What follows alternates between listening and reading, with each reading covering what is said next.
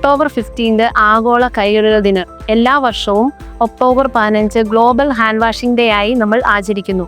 കൈകളുടെ ശുചിത്വത്തിന്റെ പ്രാധാന്യം ഓർമ്മപ്പെടുത്തുന്ന ഒരു സുദിനം കൂടിയാണല്ലോ ഈ ദിവസം. ശരിയായ രീതിയിൽ രോഗവ്യാപനം തടയുവാൻ വേണ്ടി ഏറ്റവും ലളിതമായും ഫലപ്രദവുമായ ഒരു മാർഗമാണ് ഈ കൈകഴുകൽ.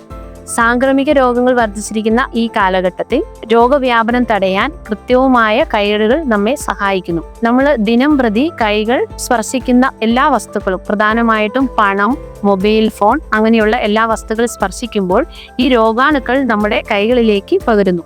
അതിനുശേഷം അശുദ്ധമായ ഈ കൈകൾ കൊണ്ട് ഭക്ഷണം കഴിക്കുകയും മുഖത്ത് സ്പർശിക്കുമ്പോഴെല്ലാം ഈ അണുക്കൾ നമ്മുടെ ശരീരത്തിലേക്ക് പ്രവേശിക്കുകയും അതിനുശേഷം അത് നിരവധി രോഗങ്ങൾക്ക് കാരണമാക്കുകയും ചെയ്തു. ആശുപത്രികളിൽ പോലും ആതുര സേവന രംഗത്ത് പ്രവർത്തിക്കുന്നവരും ഈ കൈകഴുകലിന് വളരെയധികം പ്രാധാന്യം നൽകുന്നുണ്ട്. ആശുപത്രിയിലേക്ക് വരുന്ന രോഗികൾ പലവിധ അണുബാധയുമായിട്ടായിരിക്കും പ്രവേശിക്കുന്നത്. അവരിൽ നിന്ന് ഒരു രോഗിയിൽ നിന്ന് മറ്റൊരു രോഗിയിലേക്ക് അണുക്കൾ വരാതിരിക്കാനും സ്വയം രക്ഷയ്ക്ക് വേണ്ടിയും ഈ കൈകഴുകൽ വളരെയധികം പ്രാധാന്യം അർഹിക്കുന്നു.